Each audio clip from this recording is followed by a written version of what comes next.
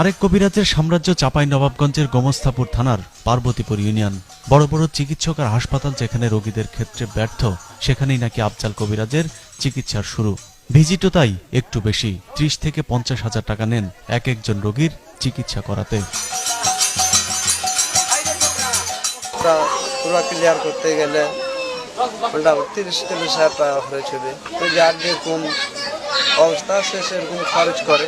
আফজাল কবিরাজের অভিনব চিকিৎসা পদ্ধতি দেখতে গ্রামের সব মানুষ জড়ো হয়েছে শারমিনদের বাসায়। হাতে পায়ে ব্যথার, খাবারে অরুচির জন্য শারমিনের চিকিৎসা চলছে ৪ দিন ধরে। চলছে মাদারের গান আর বিভিন্ন ভণ্ডামি। ৪ দিন একভাবে বসে থাকার পর স্বাভাবিকভাবেই একজন মানুষ অসুস্থ হবার কথা, কিন্তু তার ভাগ্যে কি ঘটেছে তা জানবার আগে জেনে আসা যাক গ্রামের সাধারণ মানুষ বিষয়টি নিয়ে কি ভাবছে। হয়েছে, অনেক হয়েছে। প্রায় ধরো আমাদের গ্রামে মোটামুটি ২০-২৫টা এরকম ধরনের গান হলো। ভালো হয়নি, কতজনের ক্ষতি হয়েছে, মারা গেছে এরকম সবাই ভালো।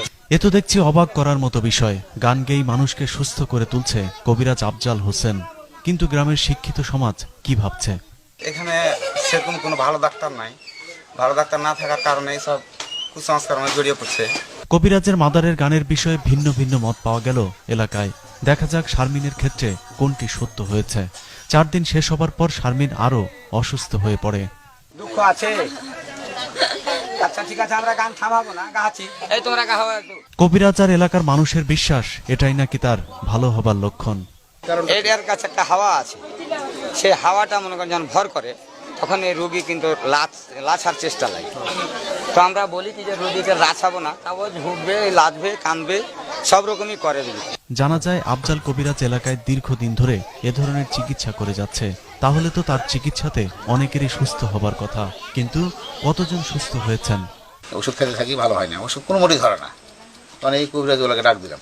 এই তখন মনে করে যে কবিরাজ দেখা, কবিরাজ সামনে এই কথা বলে, তখন কবিরাজ ওলা গান করতে হবে। গান করলাম।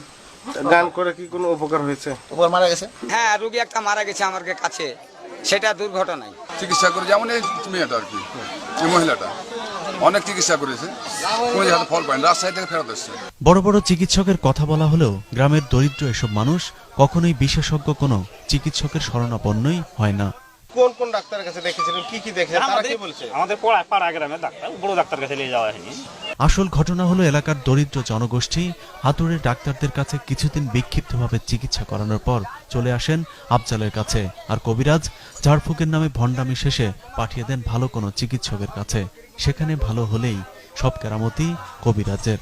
এরকম কতগুলো রোগী আপনি এভাবে ঠিক করেন? আমি এতগুলা মনে করেন যে 40 বছর থেকে খুব কম করে হলে ১,০০০ জিতেছে।